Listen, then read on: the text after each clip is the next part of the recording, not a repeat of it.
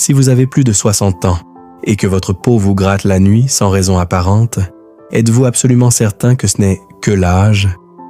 Bonjour, je suis le docteur Jules Lebon, dermatologue depuis plus de 50 ans, et si je prends la parole aujourd'hui, ce n'est pas pour vous faire peur, c'est pour vous apprendre à écouter ce que votre peau essaie peut-être de vous dire. Après 60 ans, le corps change. Oui, la peau devient plus fine, plus sèche, plus fragile. C'est une réalité biologique. Mais attention, tout ce qui apparaît avec l'âge n'est pas automatiquement normal. C'est là que beaucoup se trompent. On banalise, on minimise, on repousse et parfois, on perd un temps précieux. Une démangeaison n'est pas une maladie. C'est un signal, un message, un symptôme. Et en médecine, un symptôme n'est jamais là par hasard. Lorsque Jean m'a dit « Docteur, ce n'est rien, c'est l'âge », je lui ai répondu calmement. L'âge explique certaines choses, mais il n'explique pas tout. Après 60 ans, le corps ne déclenche pas toujours de grandes douleurs spectaculaires.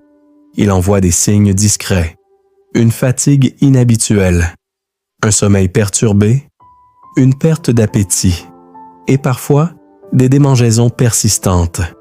Permettez-moi d'être très clair. Quand une personne de plus de 60 ans présente des démangeaisons, je me pose systématiquement 4 questions. Depuis quand cela dure-t-il? Quelques jours? Plusieurs semaines? Des mois? Y a-t-il des lésions visibles? Rougeurs? Plaques? Ou absolument rien?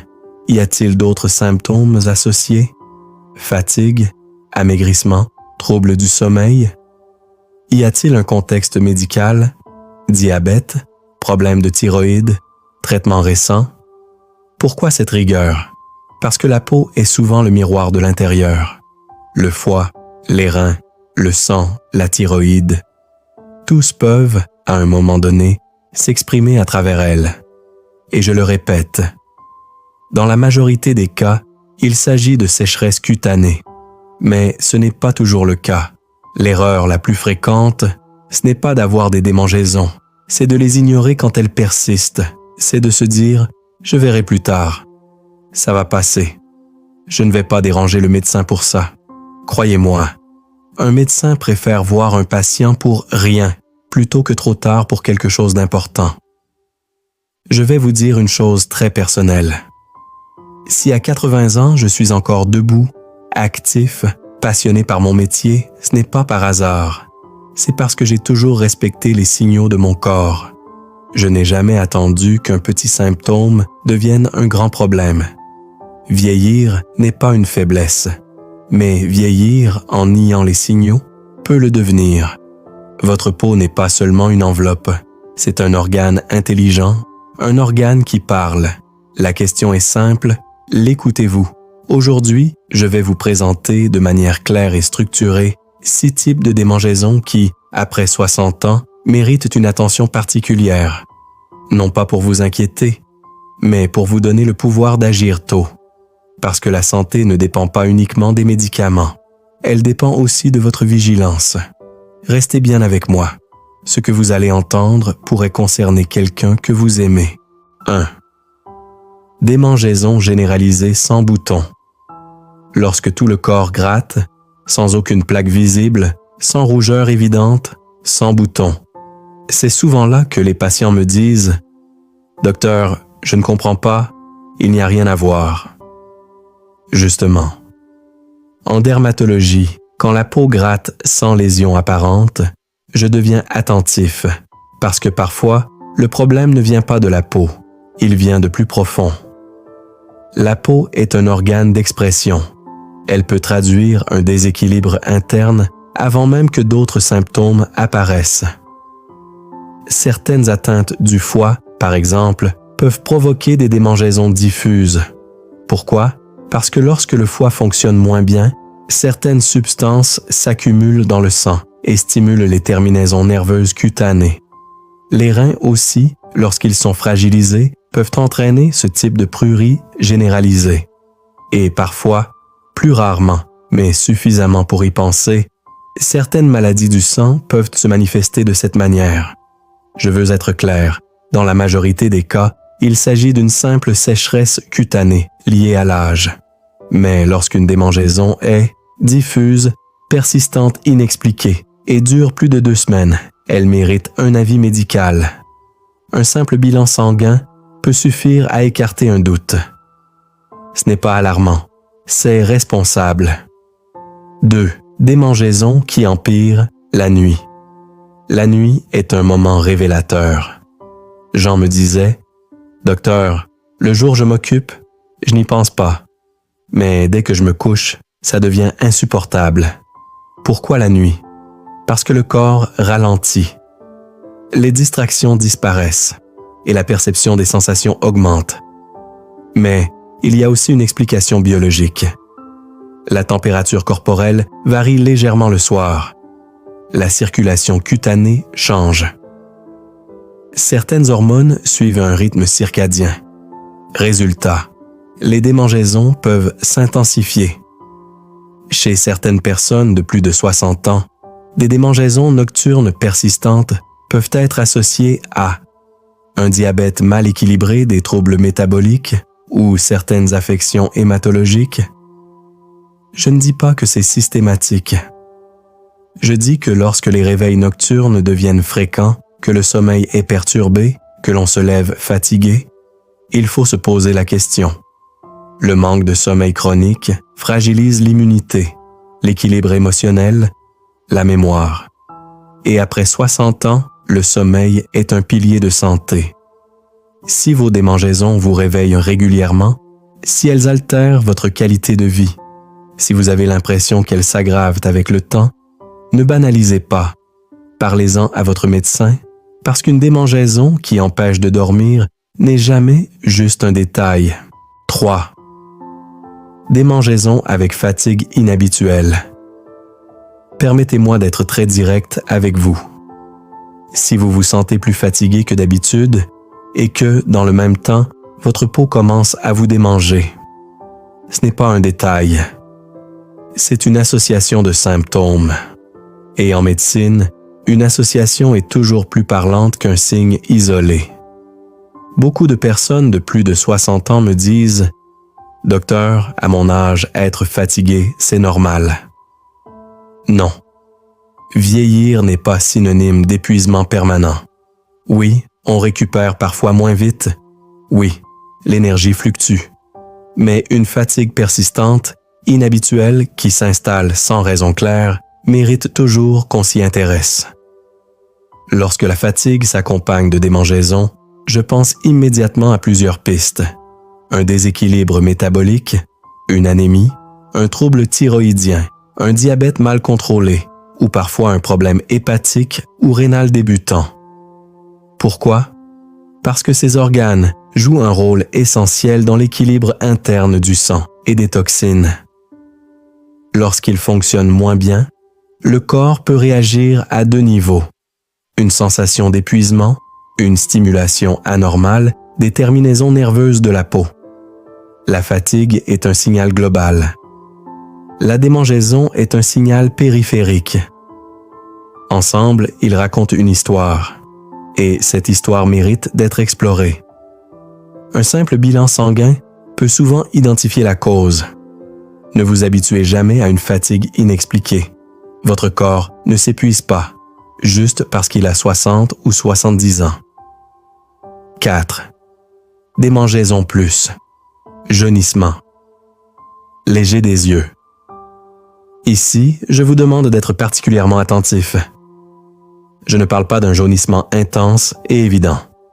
Je parle d'un signe discret, un teint légèrement plus jaune, le blanc des yeux un peu ivoire, une coloration subtile que l'on remarque parfois sur une photo. Ce signe peut être lié à une accumulation de bilirubine dans le sang. Et la bilirubine est directement liée au fonctionnement du foie. Le foie est un organe silencieux. Quand il souffre, il ne provoque pas forcément de douleur. Il ne crie pas, mais il peut s'exprimer autrement, par des démangeaisons diffuses, par une fatigue inhabituelle, par une légère coloration jaunâtre. Pourquoi les démangeaisons? Parce que certaines substances biliaires peuvent s'accumuler dans le sang et irriter les terminaisons nerveuses cutanées.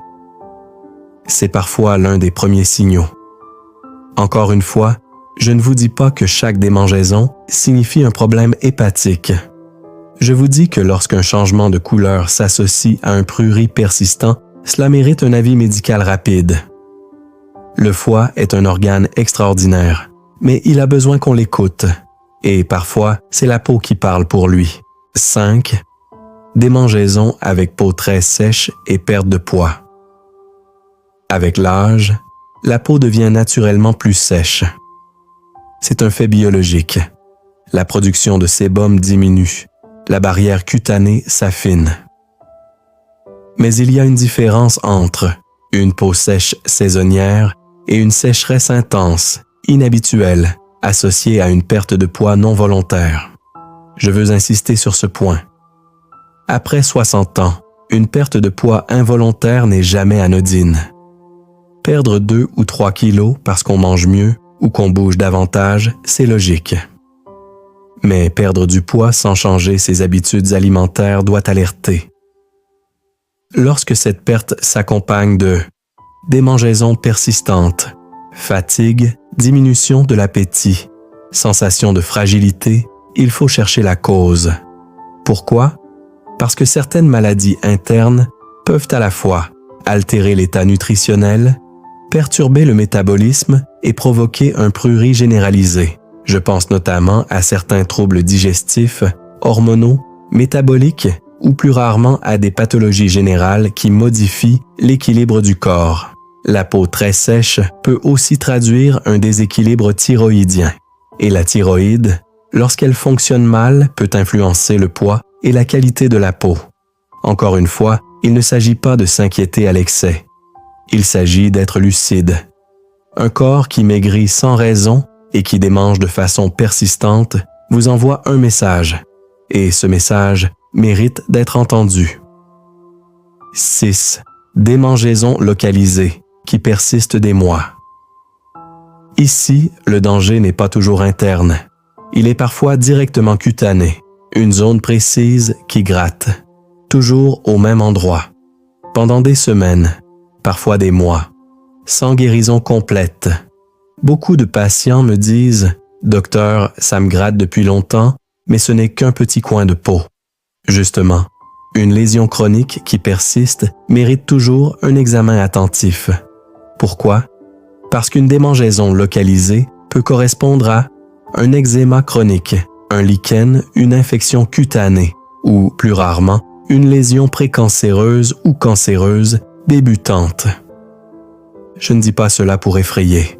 Je dis cela parce que les cancers cutanés débutants peuvent parfois démanger avant de devenir douloureux. Et plus on consulte tôt, plus la prise en charge est simple. Une règle simple à retenir: toute lésion qui persiste plus de 6 à 8 semaines sans amélioration mérite un avis dermatologique. La peau est visible, elle est accessible. Elle peut être examinée facilement.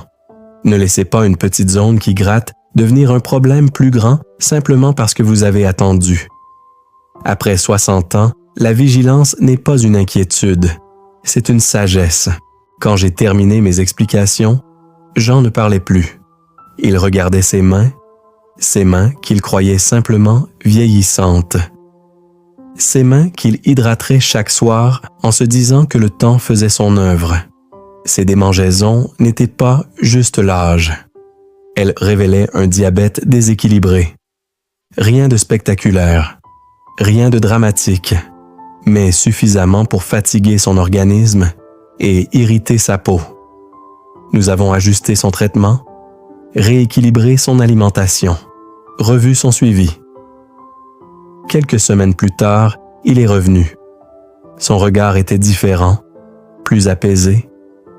Les démangeaisons avaient presque disparu. Il m'a dit doucement: « Si je n'étais pas venu, j'aurais continué à penser que c'était normal. » Cette phrase m'a marqué, parce qu'elle résume tout. Ce n'est pas la maladie qui fait le plus de dégâts. C'est le retard. C'est le « ça va passer ». C'est le « je ne veux pas déranger ». C'est le « à mon âge, c'est comme ça ». Non. À votre âge, votre santé mérite encore plus d'attention, et c'est exactement pour cela que je fais cette vidéo. Si vous avez plus de 60 ans, écrivez en commentaire « Je prends ma santé au sérieux ». Pas pour moi, pour vous. C'est un engagement personnel. Un rappel que votre corps mérite respect et écoute. Et si vous connaissez quelqu'un, un parent, un conjoint, un ami qui se plaint de démangeaisons en les minimisant, partagez-lui cette vidéo. Beaucoup de personnes souffrent en silence, par pudeur, par habitude, par résignation. Je ne vous demande pas de paniquer, je vous demande de ne pas banaliser. Oui, dans environ 80% des cas, les démangeaisons sont liées à la sécheresse cutanée ou à des causes simples. Mais dans une minorité de situations, elles peuvent être le premier signal d'un déséquilibre plus profond. Et la médecine préventive repose sur une chose essentielle, agir tôt. Un simple examen clinique, un bilan sanguin, une discussion avec votre médecin. Parfois, cela suffit à lever un doute et à éviter des complications. Alors si un symptôme persiste, si quelque chose vous semble différent, parlez-en à votre médecin. Votre corps vous parle. Ne laissez pas le silence s'installer. À 80 ans, je continue d'exercer. Et si je le peux, ce n'est pas grâce à un secret miracle. C'est grâce à une discipline simple. Je n'ignore jamais un signal de mon corps. La santé n'est pas une question d'âge. C'est une question d'attention quotidienne. On ne contrôle pas le temps qui passe, mais on contrôle la façon dont on écoute son organisme. Votre corps vous parle chaque jour, par une fatigue inhabituelle, par un sommeil perturbé, par une démangeaison persistante. La vraie question n'est pas « est-ce grave ?» La vraie question est « est-ce que je prends le temps d'écouter ?» Vieillir en bonne santé n'est pas un hasard. C'est une vigilance bienveillante envers soi-même. Si cette vidéo vous a éclairé, même un peu, cliquez sur « J'aime » pour soutenir ce travail de prévention. Écrivez en commentaire ce que vous retenez le plus. Abonnez-vous pour continuer à recevoir des conseils simples, clairs et utiles. Et surtout, partagez cette vidéo à une personne de plus de 60 ans que vous aimez. Parce qu'ignorer un signal peut coûter cher. Mais écouter son corps peut changer une vie. Vous méritez de vieillir avec lucidité, dignité et pleine santé.